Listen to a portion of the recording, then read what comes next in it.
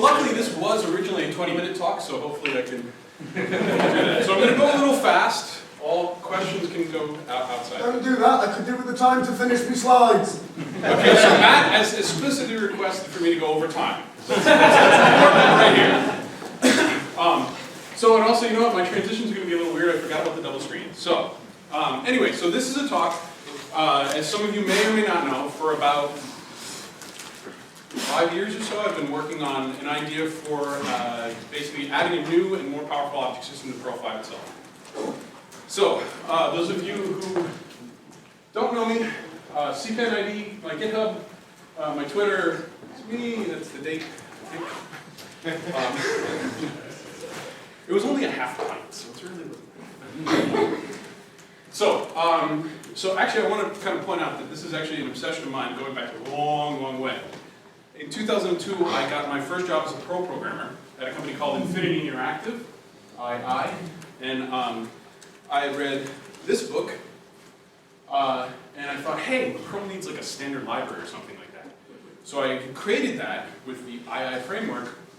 It included something close but not quite roles, abstract classes, sort of an object construction protocol, all this stuff. Very poorly designed, but it was there. Next, I got involved in Pugs, 2005, which was inspired by this book. And I specifically did the meta-object protocol. Some of the early meta-object protocol work, you guys have gone way beyond me. But this was a book that I studied for that. In 2006, I made Moose. Moose started out initially like this. I had this nice little mop, class mop, that sat on top of Perl 5, and this thin little layer of Moose syntax. It turned into that. And then we actually incorporated this into Moose, so it's all kind of gone. So in 2011, I decided to, let's start fresh. So again, I wanted the mop separate from the core. I thought I don't want my pretty little mop to get messed up. And I drew a line in blood. I said, never the two shall meet. Didn't work. Daring attempt, didn't end well. I then got distracted for a little while. Some of you may or may not know about this. This was my attempt at re-implementing, I called it an ultra-modern Perl 5, which was basically Perl 5 without all the crap, and Perl 6 with a lot less of the crap. And I did it in Scala. It was fun, but that was all it was. I felt guilty, so I did another version of the P5 mop. This one worked out better. Same basic idea, but this one I said, okay, I'm going to let it make some connections here or there. The reality of the connections was closer to this. And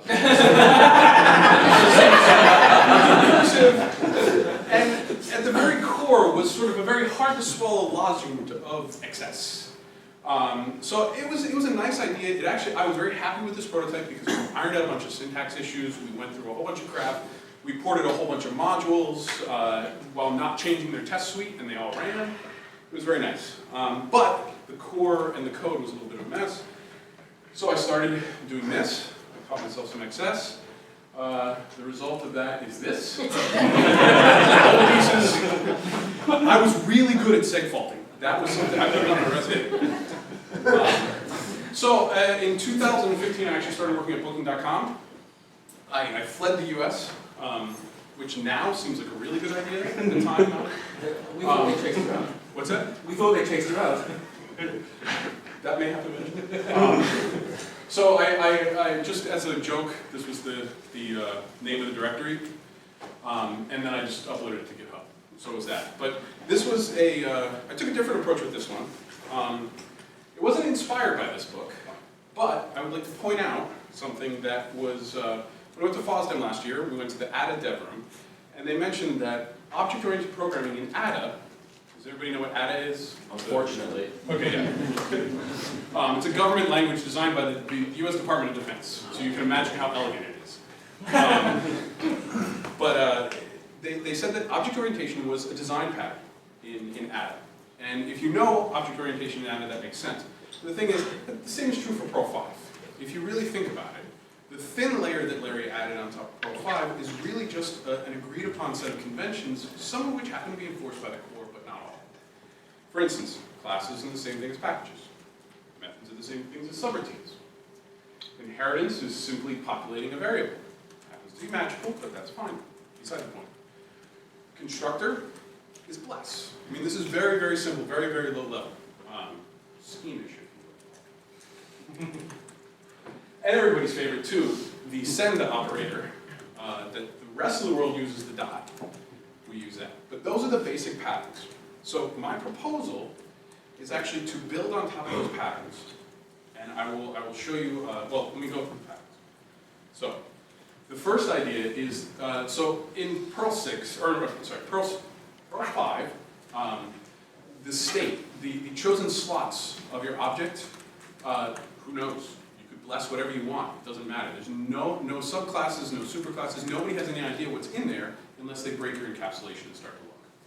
So, and also, you can never tell that, you know, your superclass has initialized everything correctly in the right order, and your subclasses and all. It gets a little messy because we don't really track this stuff. So my proposal is to follow basically the same convention as our ISA and do our has.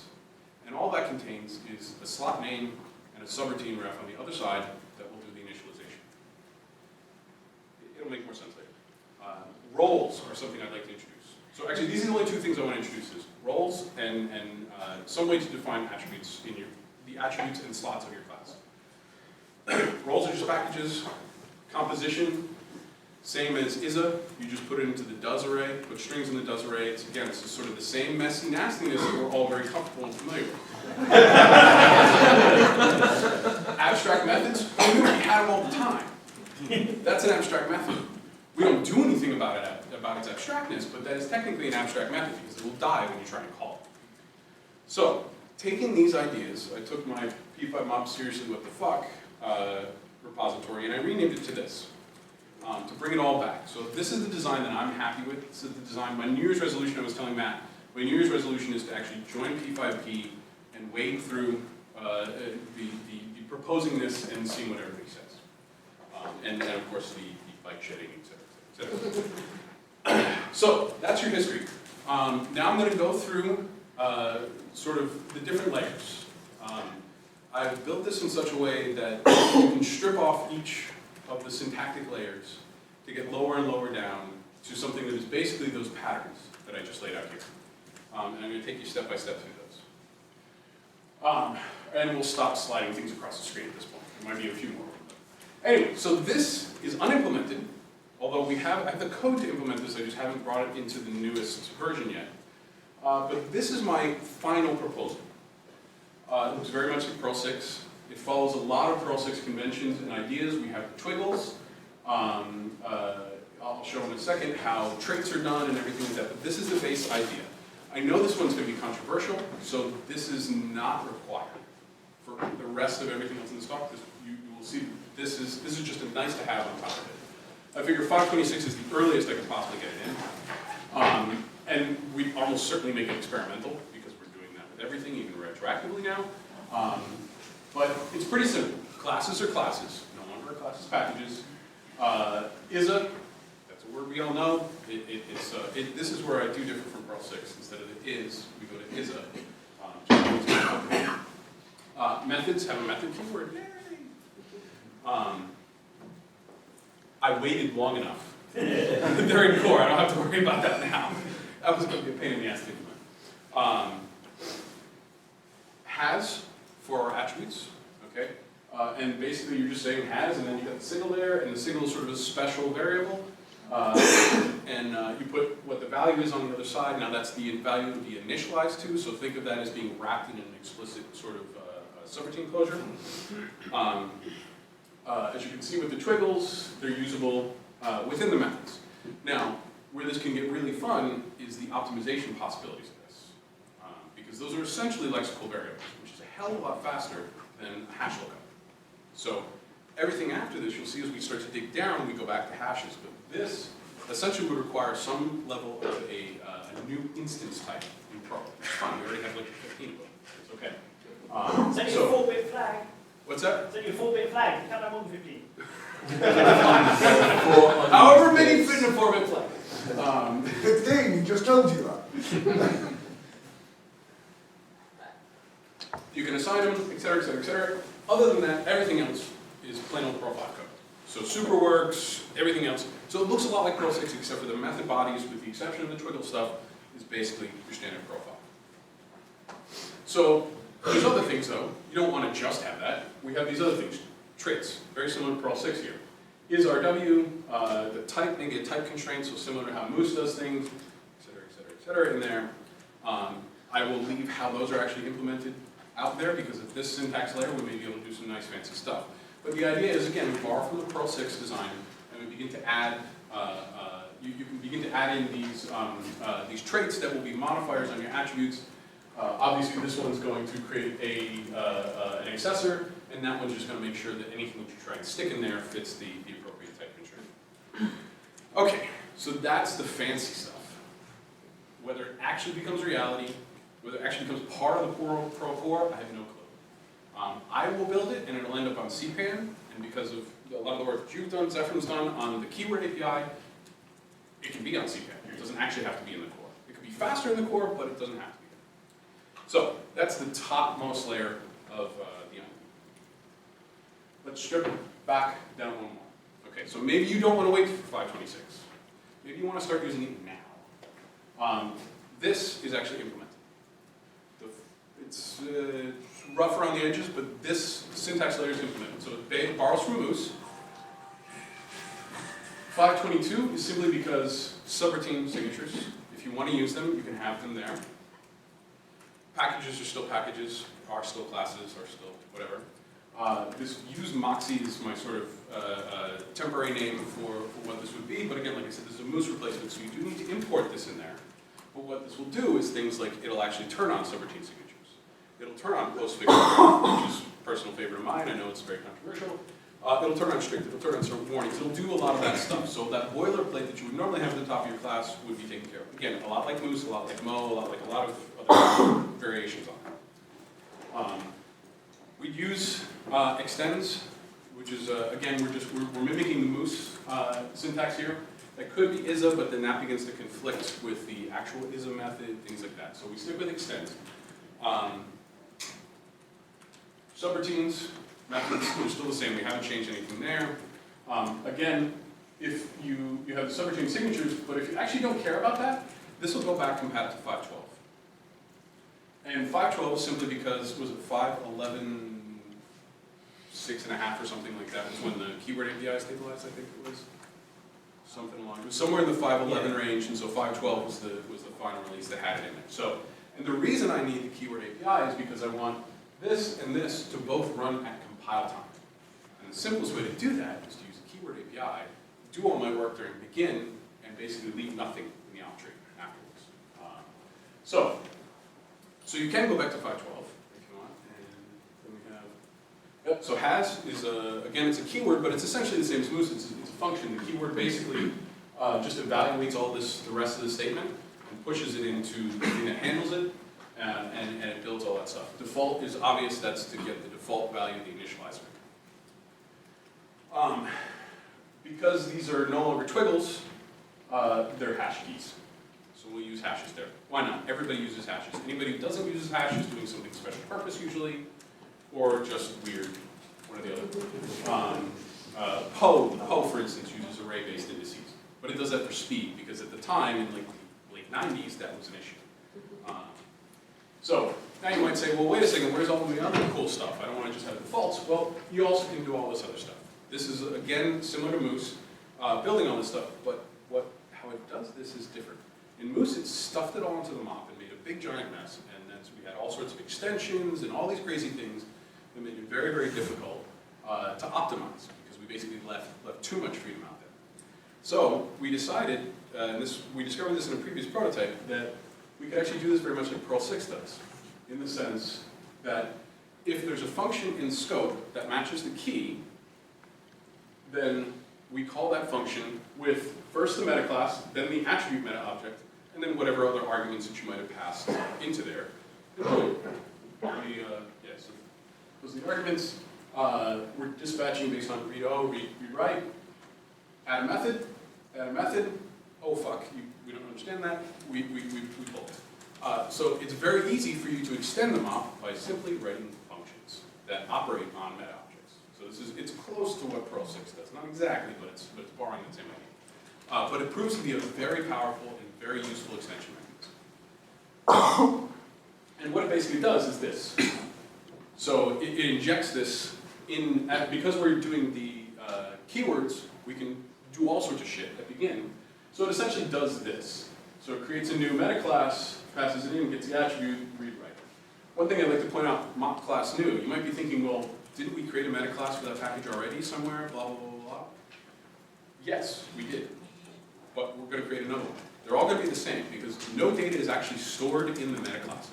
All that data is actually stored inside Perl, and I'll show you that, and show you exactly how in a little bit. But just understand that if you want to get a meta class, you just create one, and it will give you the quote-unquote handle into the class. If you want to treat something as a role, mop role new. You want to treat something as a class, mop class new. There is no distinction. Any distinction I ever made in the previous ones always turned out to be artificial and hindrances and stuff like that. If you want to view a package as a class, great. If you want to view it as a role, great. Do what the fuck you want. This is Perl. Enough rope to shoot your foot off.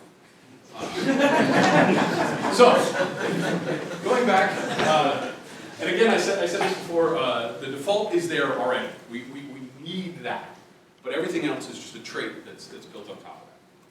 So you might say, well, that's cool, but you know, I'm not on 5.12, you know, I'm on 5.10. So let's strip away another layer of the onion here. At this layer, basically the entire mop API is 5.10 compatible. And it's only 5.10 for this, basically, unit check. And I think one other thing, but no, unit check is the only thing. So what we do here, let's see, 5.10, we got to use the mop. We create our classes. We can do subclassing here. So we have the mop object subclass. Finalizer, the blue is not showing up very well. Is it showing? Can you guys see it? Okay.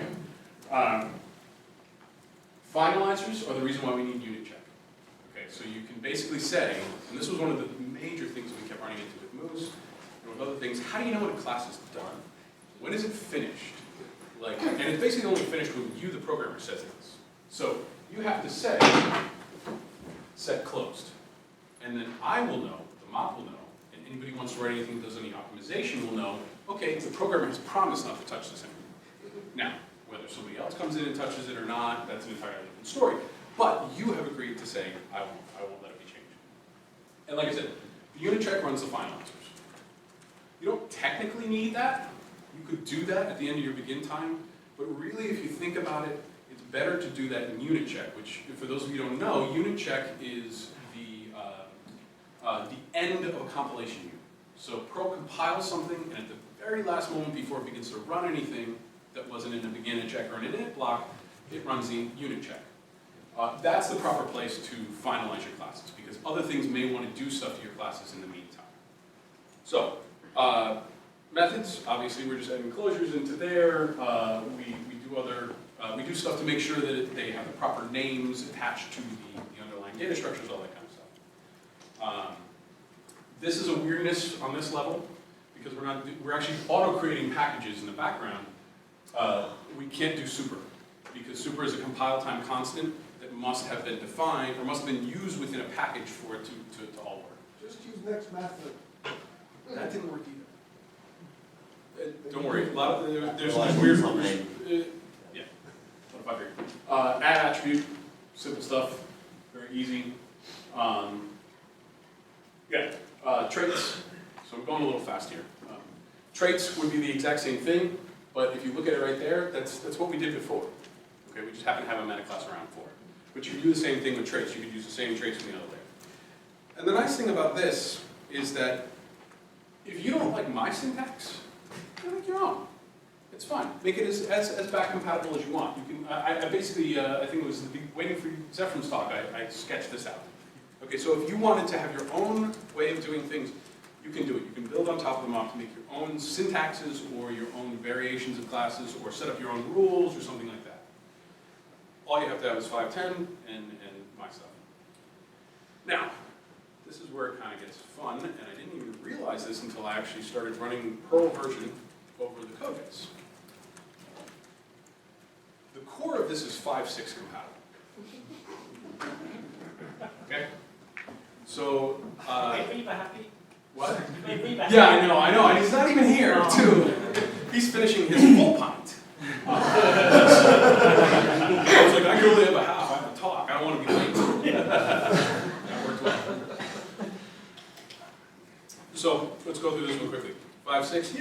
anybody actually even use 5.6 still? Matt, come on. I know you do. No. No? Really? I support 581 plus, and then occasionally crazy people have 5.6 patches, and usually I don't break them. So these slides are mostly for Reba, but you guys can share with them. Packages and packages. That looks familiar, right? We've done that before. Inheritance of attribute values. It works, right? It works. Methods are methods. Super works. Has beginning. Okay, so if you remember all the other stuff, that's basically the same thing. We're just doing it in there. And this is why I say it doesn't matter how many times you create a mock class new object, because this is where the data is stored. In these things. So it's in the package already. It's stuffed into Perl itself. So you can just basically treat these things however you want. Hash keys. Okay, so you may say, well, hey, wait a second, that whole hash stuff is actually kind of restricted. No, bullshit, it's not. You can get a lot of stuff out of it. A required attribute. It must be set by the constructor because that initializer is going to be run in the constructor. And it's going to die and say it's required. Okay, so got that there. You can pass the value into the constructor. So that's basically an optional default right there. I can pass in a 1 if I want to. Or I can just say, no, I intend to use this slot, but I've got nothing for it right now. We'll just stick it on that. Yeah, then inheritance, yay! And you have to do the inheritance first because you want these other things to override. And that's how you would override something. And I should have put a version of that in there. But if you think about it, if I defined gender down here as something different, it would just override. And there you go. You have inheritance plus attribute override. And then closed, because you should close your classes. You should fucking tell people, I'm done.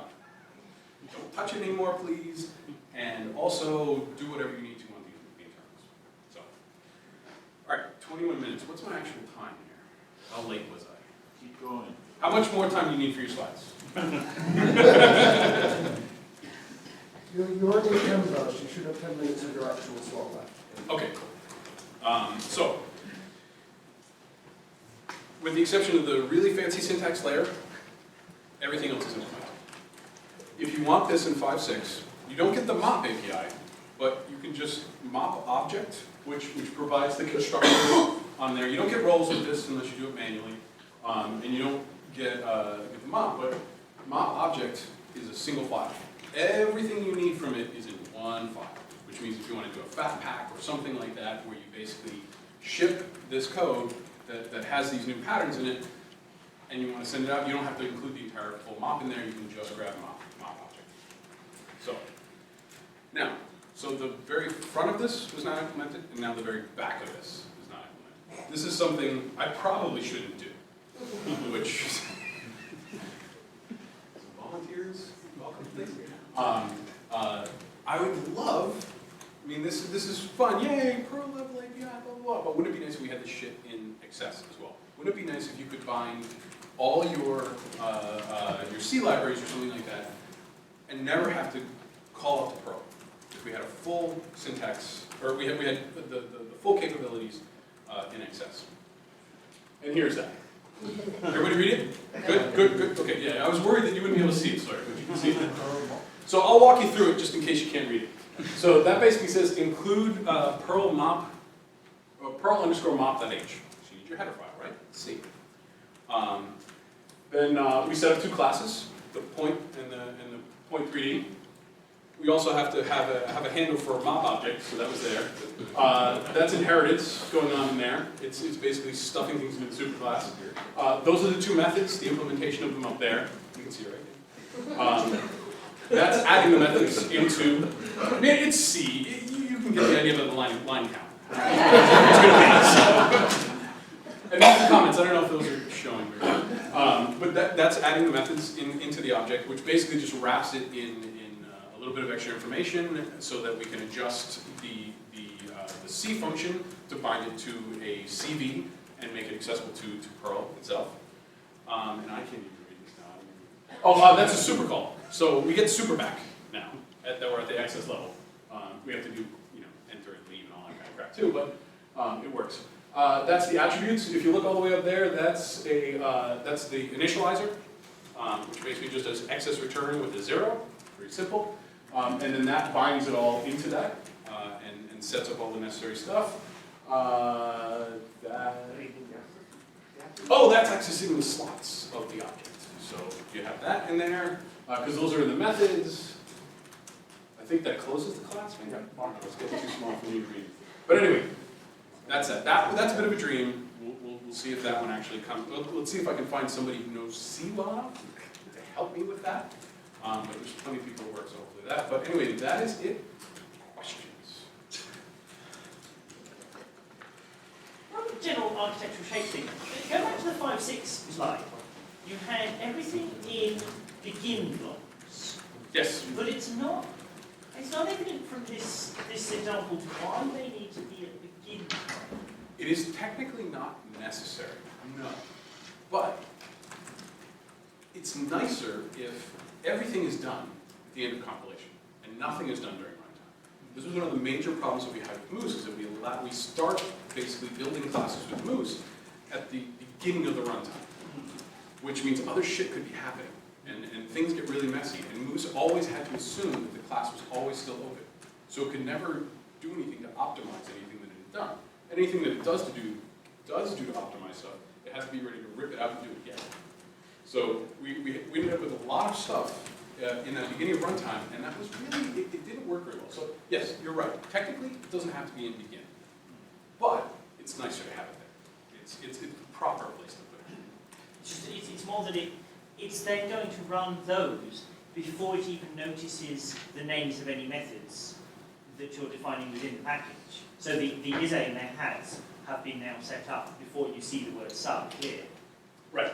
And it just, so you're not making any use of those inside clear as far as I can tell. So, No. yeah. It's technically not necessary, but again, it's that whole thing, like we should set the whole class up at begin time, and if we're going to run any finalizers, we should do it in the unit check phase, so that by the time you enter the runtime, everything's done. The whole thing is done, everything's set up, everything's been optimized, or whatever. We're going to rewrite method bodies with excess or something like that. And we could do that, but we'd want to do that before you actually enter the runtime. Stupid pedantic comment. If you go back to the first slide where you have the finalizer calls at the end of each class, it's like way at the beginning. That's it, basically. So they're not really finalizers. Finalizers are object level methods reserved for destruction. You need a better name.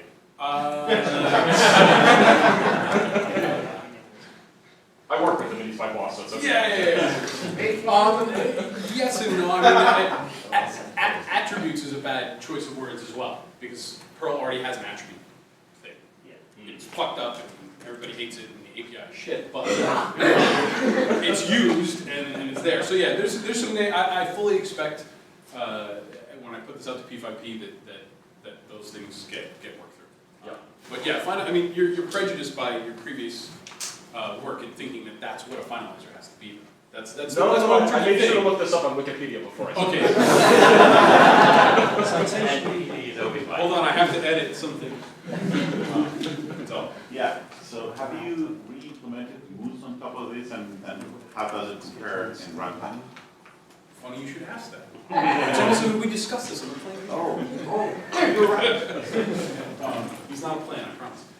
So yeah, it probably wouldn't be able to do the entirety of Moose. Moose makes, so I actually wanted to avoid anybody feeling the need to subclass any of the meta object stuff.